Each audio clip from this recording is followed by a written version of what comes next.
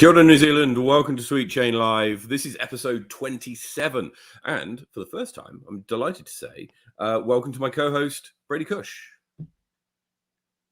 Hey, Matt. How you doing?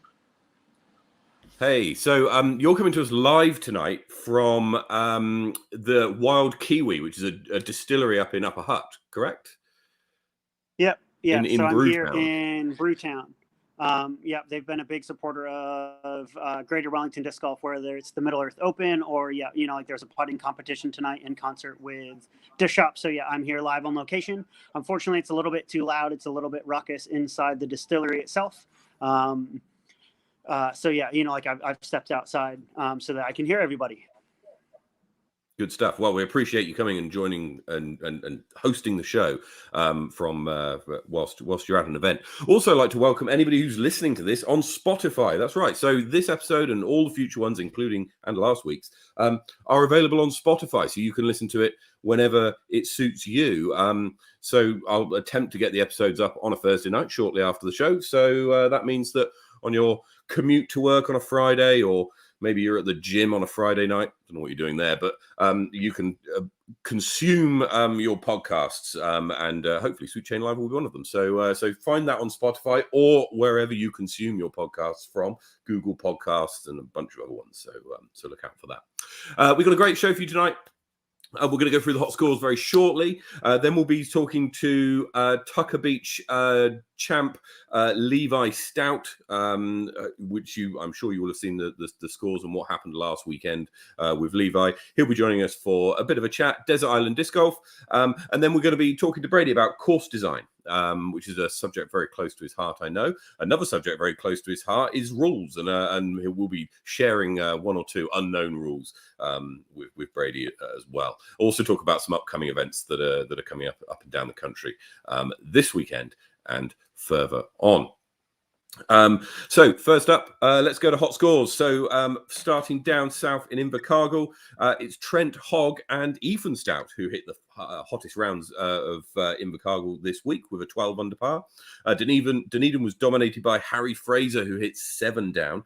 And at Queenstown Gardens, there's a freeway tie between Adam Rhymes, Bryce Hare, and Luke Bell, who all shot 8 under par. And a shout out also to Morgan Hartfeld, who hit 12 under par at Struggle Street, which is one shot off the course record. So Chris Dixon's course record. So very well done to him. Ely Point, Cooper Solis and Kyle Martin hit 4 down. And at Wanaka in Lismore in Wanaka, Ryan Cambridge hits 12 under par. Willie Tratton has been training for the Fro Pink event this weekend at Jelly Park and shoots a hot round with 12 under par. And Ashton Clark at Queen's Park Reserve hits 6 down. Jasper Vandermeer hits 4 down at Brooker Ave. And moving north, it's Team Sweet Jane's Brett Carlisle and Jung Ha who take out the honours at Berrenport with a 6 under par. Very well done to them. Up at Hikoikoi, Dion Rawadi hits 4 under par. And up at Hardcore, it's Mitch Hudson from Upper Hutt who hits 5 under. Another regular getting ready for Fault Line. Absolutely ready for Fault Line. Yeah, it's that's a hot score, and if you can carry that into the end of next month, they'll be making some moves. Joel Simpson at Linklater does the business with 4 under par, and Conor McKinstry hits 3 under par at Inglewood this week as well for the hot score. Newly to Wellington, Dylan Raphorst hits 4 under at Spa Park in Taupo, so well done to him. And up in Tauranga, Lucas hits an even round, very competitive, and another competitive round at Woodhill Red Tees. Les Watene hits 6 under par, so well done to him. Now, the recent tour event, which happened weekend just gone, was the Tucker Beach Rush. Now, you've undoubtedly seen the results, consumed them all. I'm just going to pop the results up on the screen for us, Brady. Oh, didn't mean to get rid of you there. So in the Open division, it was in tie for 4th place was David Keane and Ryan Cambridge, Ashton Clark in 3rd, Conor McKinstry in 2nd, and Mikey Yu takes out the MPO division. Looking down at FPO, Amy Whitmore in 2nd place and Hayley Flintoff winning by some margin in FPO. But as you scroll all the way down, the lowest number on this screen belongs to our guest tonight. Levi Stout took out the hot score of the weekend and the hot score for the round, which was a 10:20 unofficially rated 71, to beat people who are 3-4 times his age. Maybe not 4 times his age. But at least anyway. So I'd like to, at this point, bring Levi in and welcome, Levi. Kia ora. Let's sort ourselves out. There we are. Lovely stuff. Excellent. So 30 under par at Tucker Beach. How was that for you? I'm still trying to process it, if I'm being honest. I still don't know what happened. Everything just connected out there. I had 2 weeks off of holidays, so of course it was just field work, putting, getting in that work to try get myself up there, and it worked, I guess. Oh, good stuff. Good stuff. So look, Tucker Beach was a great performance, and you became the youngest player to win a New Zealand Disc Golf Tour event. And you turned 15 last month. Is that right? Yes, that is correct. So incredible. And Tucker Beach seems to bring this out, because I think it was Ben Wheellake who you got the record off, and he also got his record at Tucker Beach. So I think that's it's interesting. Maybe it's that course that brings out the best in the young players. I'd like to know, we've got a few questions for you tonight, and we'll talk a little bit about, after we've done the question, about that wall behind you, because I'm getting a little bit jealous now, and I might need to up my game. So, but we'll go through those in a second. But talk us through how you got into disc golf. Because you're very young, so won't have been playing it for sort of 10s and 15s of years, but how did you get into it? Must have been about 5-6 years ago, maybe. I don't know if it was that long. A while ago, we were staying in Manapori at a holiday house, and we went through to Te Anau one day, and the mother, Nicola, she found some catch frisbees, and she's like, oh, there's this thing, called frisbee golf. Let's have a go.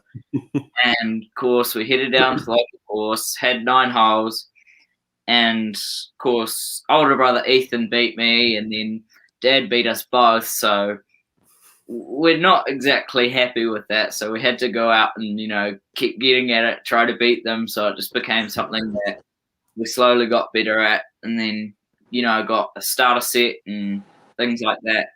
And now we have way too many discs, and we think about it too much. Well, as someone who also has a lot of discs, I don't think you can have too many discs. Let me say. So yeah, very good, very good. How would you say? Because you mentioned how you didn't like it that your dad was beating you and Ethan. Is that something that has kind of spurred you on? Is it useful having an older brother who's also touring, who's kind of always challenging you? Yeah, it definitely is, but it's also a bit of a pain. Ooh, look at me, I beat you at this one, Levi, and then that I always come back and get him back after he gets me, and I don't know. I just don't like losing, I guess. Yeah, look, that's a really good mindset to have. Really good mindset to have. And moving from the mindset to the kind of physical practice, what is your, and you mentioned it briefly when you're on the holidays on the lead up to Tucker Beach, what does your training kind of regimen look like on a normal week, say? How would you train? During the holidays or just during school time, or what? Well, you obviously you probably do more during the holidays, but during school time, what would you say is your normal kind of routine of practice? I try to get out, maybe 3 times a week to the course, but a lot of days I'll, just go to the garage and putt for 20 minutes, and we got a wee little setup in the garage with a net that we can throw into. Mm-hmm. It mostly just consists of, if I'm preparing for a tournament, I'll do a lot more field work, and I don't know, I just enjoy it, so I go and do it most days that I can. Good stuff. Good stuff. Excellent. And so, what would you say? Being... No, go on, Brady. Sorry. No, Matt, go ahead.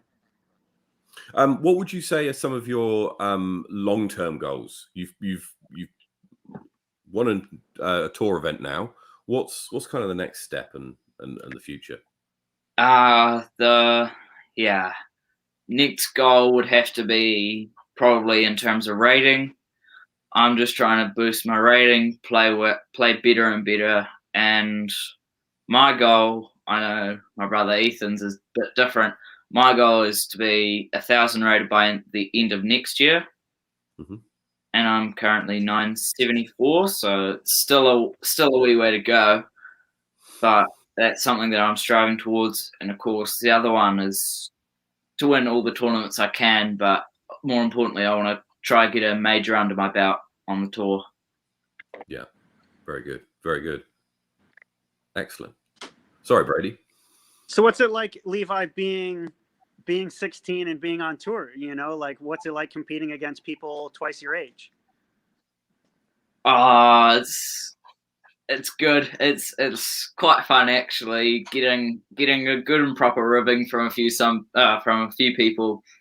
You know, oh come on, come play open and things like that. But it's kind of good to have that because I get a lot of that, but it also just makes me want to work harder and get better and better and better. And I mean, I presume that, you keep up to date with Pro Tour and like what's going on overseas. Are there things that you see for like juniors or amateurs overseas you want to see in New Zealand? Like, what do you wish New Zealand had more of for you as a player? One of the biggest things is like I found it this week. I was, just come off the first tour and the next day I wanted to go out and putt. And I'm like, yeah, that's good.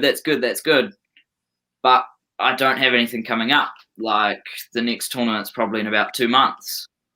So I think just something that would be great is just more tournaments and more courses, because I think at the moment we're having some growing pains in New Zealand and we just don't have enough courses and tournaments. But that's something that will come with time.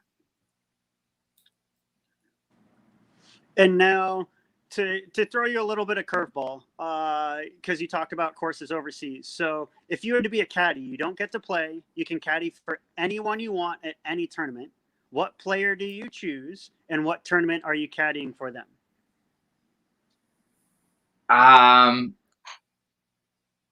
I'd have to go someone like, I'd probably go Simon Lizotte just because he's the man. And I'd have to go on a course like probably something like Fox Run Meadows, where they hold Green Mountain Championships. Mm-hmm. That's probably one of my favorite courses in the world, just from what I've seen. And just watching Simon throw a million miles would be fun. I can admit, having played that course, it is an amazing course. And yes, caddying for Simon, I bet, would be incredible on that course. Good stuff. Now, good Matt, stuff. do we have some Desert Island disc golf questions for him? Yeah, we do. So Levi, you've probably seen Desert Island disc golf before. The premise is that you're stranded on a desert island, and you have 3 discs with you and 3 card mates. So take us through, what are your 3 discs? So first of all, gotta go with the putter. Gotta go with this. This is just a Glow Tui. I think it's a first run. It's really flat. This is just, it's just my favorite throwing putter ever. I can just throw it on a touch of hyzer and it'll pop up to flat and get a really slow turnover, or I can get hyzer flips up through tunnel shots, and I can just make it fly however I want. So, my local course, Queen's Park, I throw this on most of the holes just because it's just, it does everything that I want it to, and it's very consistent. And you've got it in the glow plastic. You prefer that plastic over the atomic or the cosmic? I found that I like this stability just because it's got a bit of flip and not too much flip. And also, this is quite a stiff run. Oh yeah. and the flatness, which just makes it for me feel a lot better than most of the other runs of tui that I've thrown. Mm-hmm. Okay. What's your mid-range? Is it next? Yeah, next I got this is a Strata Kotuku. This thing is not exactly round as it should be because it's seen a few too many trees. This is just perfectly beat in at the moment. I can just throw it flat and it'll just go on a laser line dead straight the whole way. Again, just perfect for those nice tunnel shots. And this strata plastic, when they beat up, they just get a little bit extra pop out of the hand. So this will go, 5-10 meters further than my other plastic kotukus that I've thrown. Mm-hmm. I don't know if you've had that one a long time, but do you suspect that, given in time, it will flip too much and you'll need to kind of keep replacing them? I think yes, in time it will beat in. I've had this I got this pretty soon after the kotuku was released, but this plastic, I think give it a few more months, and this will be a nice hyzer flip to slight turnover, something just a bit more stable than my P-Wox. But it's still a very torque resistant mold, no matter how beaten it gets. I can still rip on this, and it will just go straight. Good stuff. And what are you driving with? I have this is a spin-dyed Kahu XG. Funny story, I had my own XG, and of course, must have been about 2 weeks before Tucker's. I threw it into a river out at Donald Park and Gore. So I grovelled to Ethan to give me one of his, and he gave me a spin-dyed one. This is just what I was throwing on all the big open holes at Tucker's. Like, I can just hyzer flip this to flat and know that it's going to come back every time. And if I give it put it out a bit more flat, it's just going to get a nice S and just go really far. Mm-hmm. Fantastic. So those are your free discs. Who are your free card mates? First of all, I've got to go with Jacko Sullivan from RPM.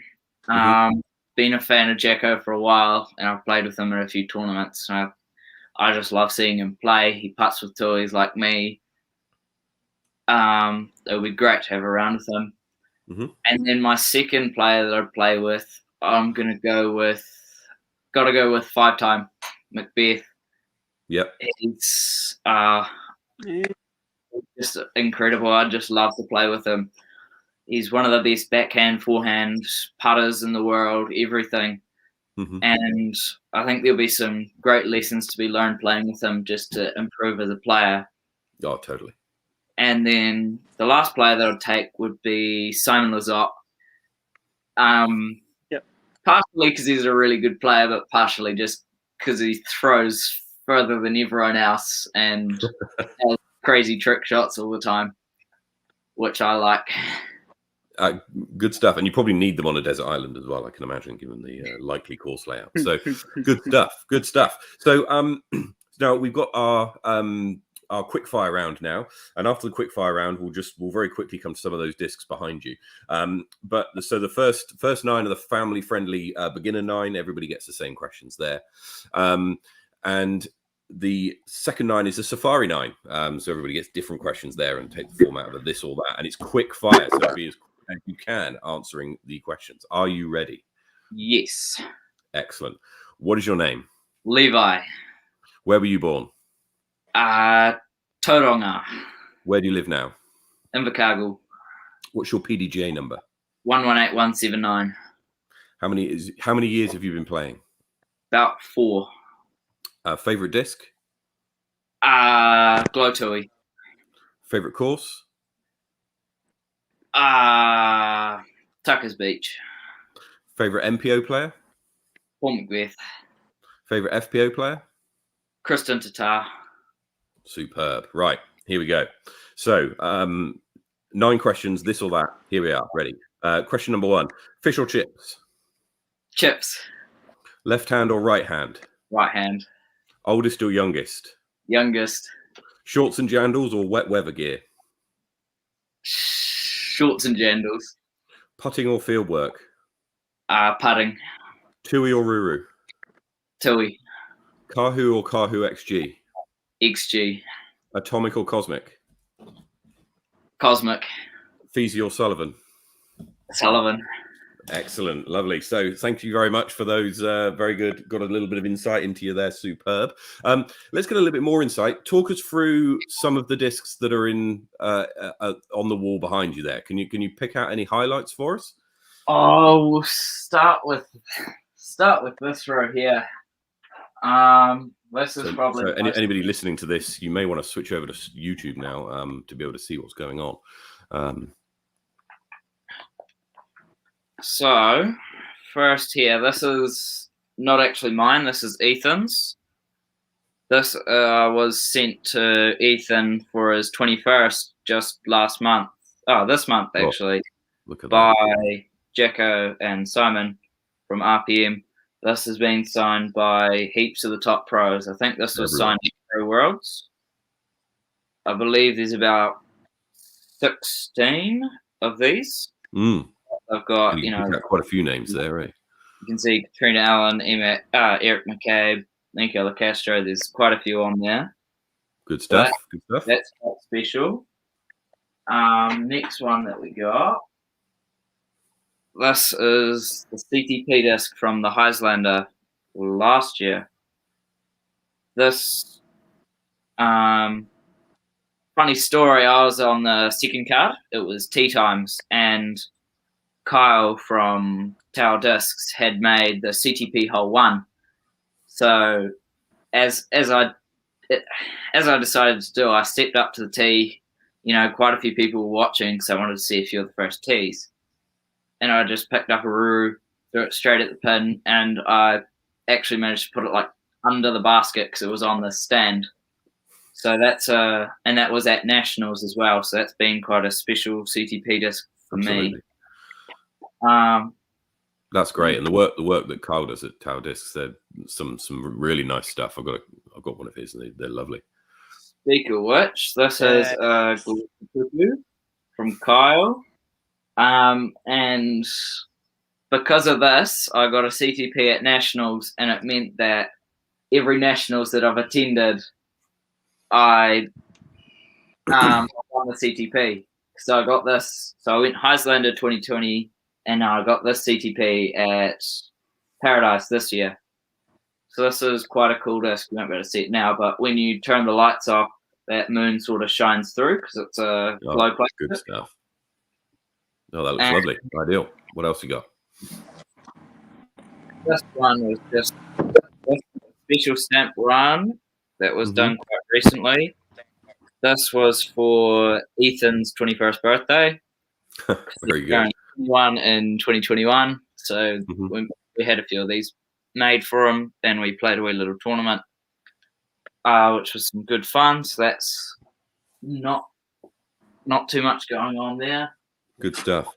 And you've got what looks to be about $2,000 worth of Firebirds in that middle row there as well. Yeah. So if you look top row, we've got 4-time and 5-time Macbeth discs, and then we got Firebirds, Tour Series disc, craft discs, and some Cloud Breakers. But the two that I want to highlight are these two. Ethan and I have started our own tradition. This is a Lords of Lismore disc. That came in the players pack, and that right there is Ethan's signature. Okay. As he happened to win that tournament. So this is the disc that Ethan insisted on signing for himself. And I kind of like that idea, so I copied him, and this is we'll see if it's lighting. This is a Rush disc, and I've put a signature there. Just signed that real quick. So that's just something to remember. First wins on the tour. Excellent, excellent, and the first win of many, I'm sure. As we will watch how you get on for the rest of this year and going into next, and hopefully we'll see that that rating climb to where you want it to be. And I'm sure that major won't be too far away as well. And I'll see you at North Island Champs actually, so I shall be following your progress very closely there. Levi, it's been great having you on the show. Thank you so much for joining us. As I said, very best of luck, and we'll see you very soon. Thank you for having me. Yep, congratulations, Levi. Okay, see you later. See ya. Excellent, Brady. Great to see such great talent and at such a young age coming through. I mean, if you look back at some of the top pros now and the kind of ratings they have when they were Levi's age, there's a lot of comparisons there. So look, we're really excited to see how Levi progresses over the next few years, and very best of luck to him. Yeah, I mean, like So, I hadn't touched a disc by his age, and he's already winning tournaments at 16. Like good on him. Like the future of our sport is bright if you have RPM, and I think he's this team. He's probably Disc Golf South. So like it's really good to see the like movers and shakers around the country getting behind the youth of the sport. Totally. So you've got a couple of things for us this week that you wanted to go through. What have you got for us? Yeah, so one of the big things that I kind of want to discuss, especially after the change. So in international news this week, the Disc Golf Great Lakes Open, the Discraft Great Lakes Open just finished. And congratulations to Eagle McMahon, defending champion with the same outside the circle putt on 18 to win. Was incredible to see. It's a really great battle. It was really funny. They talked about Kyle Klein, won the U.S. Amateur Championship there 2 years ago in 2019. I was at that tournament watching him win that event. So, it's really great to see his progress over those 2 years. But what I kind of wanted to highlight in international news is course design. And so disc golf, the D-Glow is a great example of the course just got changed. In that it brought in a little bit more woods golf. Typically it's known for its wind, it's known for its distance and its elevation. But it started to bring in a bit more woods golf. Last week we were talking about the World Championship. In James Conrad and the shot scene around the world, and those two juxtapositioned courses in Utah. The idea of playing on the open golf course with lots of distance versus playing at the fort and playing in the woods. We're about to see a very unique course coming up this week. So shout out to Kale LaVisca and Airborne Disc Golf and what he's achieved at the Preserve in Minnesota. So the Preserve in Minnesota, as far as I know, has no out of bounds. Everything is natural. So if you're off the fairway, besides I think water is the only out of bounds on the course. Other than that, it's just rough. It's just natural rough and bushes and trees. And so, Nico LaCastro won the event last year. It was his first event and his first win with Westside Discs. And so, but with all of the natural OB, scores are super low. People were throwing 14, 15 down. Typically you weren't making lead card if you weren't in the double digits, compared to at the disc, at D-Glow, people had just barely broken 10 down, 11 down, they were kind of birdieing every other hole. So as much as it was a scoreable course, it was also, I would argue, kind of fair. Being a Kiwi disc golfer and a Kiwi amateur player, what do you think about these courses in the States, Matt? So what personally, I like to watch a course that doesn't have the artificial OB in it. My view is that I think disc golf is a great sport to go out and play in the outdoors, and I don't really want to see artificial OB too much. I don't think it's I prefer tournaments without it. Whether that's with the exception of perhaps sort of safety reasons or whatever, they might need to add it in. But so certainly the courses that have the more kind of natural look, and if you can make OB out of the natural features of the ground and the land that you're in, I think that's got to be the goal. Yeah. I would definitely agree. I'm interested to see if what changes are made to the preserve this year. As far as I know, players who've already descended on Minnesota are saying it's playing even better than last year, minus the 1,500-foot par five. So that's what, a 500-meter par five. So you have to be averaging like 120 meters in order to get a birdie on the hole. So, like there's definitely daunting holes out there, but it'll be interesting to see it play, especially after Deglow. Like Paul Macbeth, Calvin Heimberg, like where were you? Like besides Eagle, it was a lot of young blood, like Kyle Klein's from Michigan. There was a local discraft player, Corey Ellis, who was up the top. You had Kevin Jones making an appearance. Like he's made lots of lead cards. So I definitely think that disc golf is moving kind of in that direction of we need to challenge distance, but I definitely think there are people out there. The Preserve is a great example. Deglow is a great example of woods golf isn't going anywhere. And so, like we're not going to just get all of these ball golf courses, like Worlds was played on two opposite courses. Even Levi said it himself. He'd love to caddy for Simon Lizotte in Vermont in the woods, like out in the fields. And so I definitely think that disc golf is here to stay. The natural ability is here to stay. And I'm really excited to see what the Disc Golf Pro Tour does with the Preserve this year. And I'd love to see that grow. To be fair, it'd be really interesting to see a Worlds at the Preserve. I know that there's currently, I think they just finished their fourth course. For those of you who are not familiar, please watch the Preserve that's coming up this weekend. You'll be able to follow it on UDisc, and I know that Jomez and everyone will be covering it.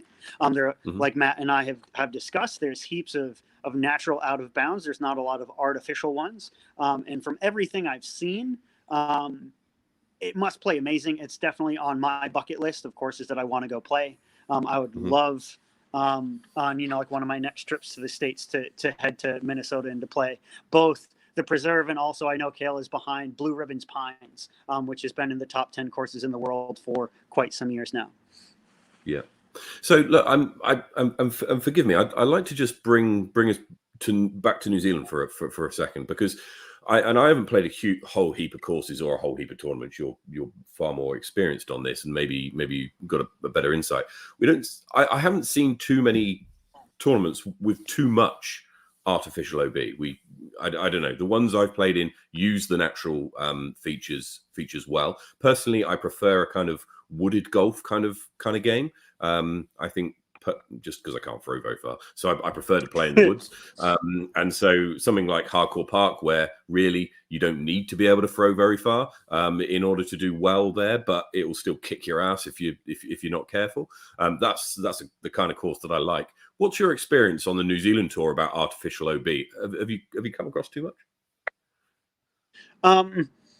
Not really. It's only starting to filter in now. There's a lot of Tomaranui is probably a great example. That like they use a lot of like sheep fences for OB that you have to stay inside the property on the polo grounds. And so but it's pretty fair. It's kind of similar to like a USDGC. The Lost Tribe up there. So Blair Joins and Pete Boyle do a really good job about kind of how can we kind of handicap, how can we slow down those big players, those open players, and like let these kind of the older players, the players who don't have as big an arm, kind of like catch up. And so I've seen it used in that sense. Tauranga is another great example. There's a lot of kind of natural OB of if you get off the fairway up at the Extremes, which is a tournament coming up in September, you don't want to be there anyway. And so it's a lot of the times it's more for safety. New Zealand's pretty rugged in our courses. Like it's not nearly, the spaces we're playing in are not nearly as flat as what you get in the States. They're not as well kept as you get in the States. Like I come from New England, where it's a lot of private courses that are like well maintained, and the scrub underneath is kept and cut back, compared to in New Zealand. You're kind of lucky if you get that. And so a lot of the times you're right. Like you might not have a run up in New Zealand. You might not like have good footing in New Zealand. Like if you're in the fairway, you might be okay. If you're in the fairway in some places, you might not be okay. I'm interested to see the state of Bethel's Beach, which hosted nationals a few years ago, is going to be part of the North Island Champs. Like that's a big rugged track. Like there'll be a little bit of OB when it comes to fence lines. But a lot of that comes down to, like how's the fairway going to be? Like there are courses in New Zealand that it's sheep and cattle that are that are your lawnmowers. Like they're not on these pristine ball golf courses and disc golf courses you're seeing on the Pro Tour in the States. Yeah, and I mean, it was a kind of a bit of a shock to me when I played Inglewood last year and at North Island Champs, and it was so open. And this was when Berrenport was quite young still. It was not been in the ground for very long, so I'd not had too much practice on it. So I mean, let's see. I think it's an interesting one. Personally, I prefer the wooded holes where the kind of natural. I mean, where you don't really need OB, because if you hit a tree and you're going wide, then you're going to be taking hundreds of shots anyway. You don't need the OB to kind of punish your bad shots. So I think that's something that's quite interesting. What I think will be interesting, and Levi touched on it, as the number of tournaments grows, which it has to in New Zealand, then I think what we'll see is a challenge on some of the courses that make the tour. Especially some of the courses that are perhaps at the lower end of the quality spectrum for a competitive event and a tour event. So I think we'll see some changes there, and we'll also see more events like the Charteris Bay Charge popping up, where I mean you're familiar with the layout there. So I think we'll see more and more events like that, and hopefully that can become a mainstay and a weekend event as well. I definitely hope, and I can recommend, honestly, if anyone wants to host this tournament, if anyone has a course, I don't care if it's the longest course you've ever played. I don't care if it's the shortest course you've ever played. Every course can host a tournament. Every horse, whether it's 1 day, whether it's 2 day, whether it's a national event, whether it's on the tour, host an event. You talk about, like it 1 day, I honestly think it's years from now. New Zealand is nowhere close to having saturated the market when it comes to events. Like we can't be choosy when it comes to what courses we're playing. Like, yes, I do think certain standards need to be met and upheld when it comes to majors and nationals events. Yep. So North Island Champs, South Island Champs, and nationals should be played on courses that challenge all skill levels, whether it be intermediate, recreational, or advanced, whether it be open, whether it be masters, juniors, doesn't matter. But I think that like the Charteris Bay Charge is great. It's a pop-up course I just went down and played. Shout out to Chris Hoopman from Flexline Media, who we had on last week, and Dave Rose from Gecko Disc Sports. They've done a wonderful job about designing an 18-hole course with a kind of poorly used golf course out in the Akataro Peninsula.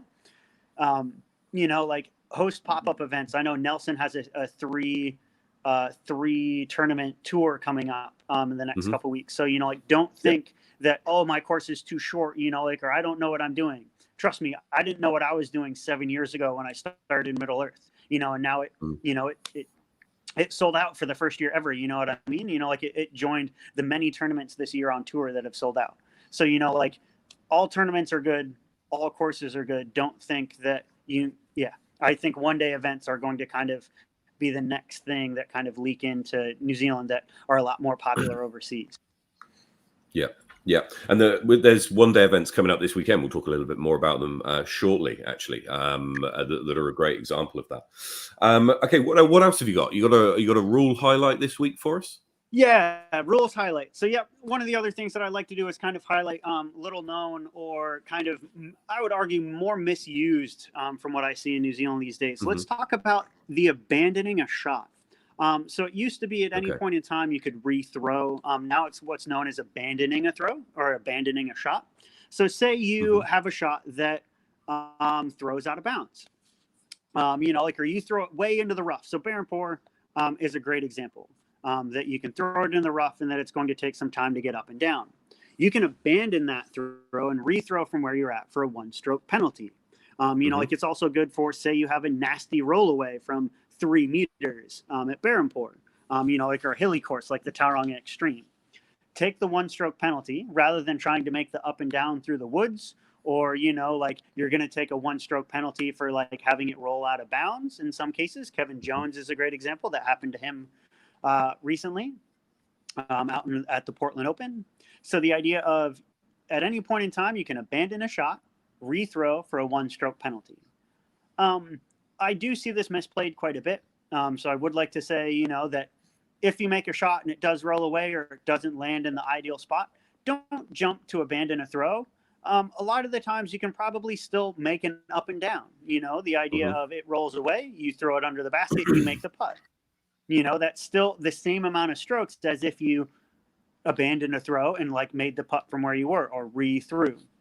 And so, don't be so hasty to abandon a throw. It still is a 1-stroke penalty.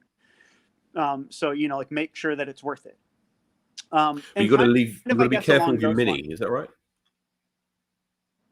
No. So just like at any point in time. So if you abandon a throw and say you've picked up your mini, your card comes to a consensus as to where your disc was and where your mark was. Okay. Yeah. Yep. So the card is yep, I'm here. It's just out of bounds. So, that the card comes to a consensus. This is where I was out of bounds. This is where I marked the throw. So it's the same thing for an abandoned throw. Yep. Okay. So it's the same thing for a lost disc. So if you lose a disc, Kaitoki is probably a great example. We'll talk about that in a minute. That if you lose your disc, you go back to where it last was. So, the card agrees you are there in the fairway. 1-stroke penalty for the lost disc. Continue playing the hole. Excellent. Okay. Anything else? No, I think that leads us pretty well into Kaitoki and the weekend and the events that are coming up. Yeah, so we've got there's 2 events of note this weekend. There's the Kaitoke Waterworks Championships, which are being run in conjunction with Woodhouse Disc Golf, and Woodhouse Disc Golf are going to be on the show next week, actually, talking to us a little bit about what they do. So Scott and maybe Ellen will be on the show next week. They'll be explaining what Woodhouse Disc Golf is about. But that's up at Kaitoke, which if you know Wellington area, or if you don't, then it's a little bit further than Upper Hutt. Up a little bit further than Harcourt Park. It's about 5-10 minutes further up State Highway 2. And there's a pop-up course there being set up, 18 holes, designed by Chris Woodhouse and Stan Morris. So I think there might be still places available. So if you have a free on Sunday this weekend, then head up there and hit them up about playing that. Also this weekend is the Throw Pink event in Christchurch. Very much looking forward to this because I'm going to go down and play it. So I shall be at Jelly Park for most of Saturday, I would have thought, practicing on the course. And then on Sunday, I shall be playing with Kath Headley. And I know there's a lot of Wellingtonians going down. So I look forward to that. And also be great to catch up with lots of the people in Christchurch as well. More events that are coming up. We've got Rapture, and that's happening on the 14th of August. That's a 1-day event up in Harcourt Park and California Park. We got the discs for them arrived just the other day, so I've got lots of Rapture discs, and most of the ones behind me are the Rapture stamped. You'll either get you will get a Paka Paka, a Kotuku, and a Ruru. And they look awesome. So if you're not involved in that, then give us a shout. There's 1 or 2 spaces left, I think. And then we've got Fault Line at the end of August, which is at Harcourt Park, a bit of Harcourt Park and a bit of California Park. So look out if you're entered for that. I think that's full now, isn't it? There must only be 1 or 2 spaces left if there are any.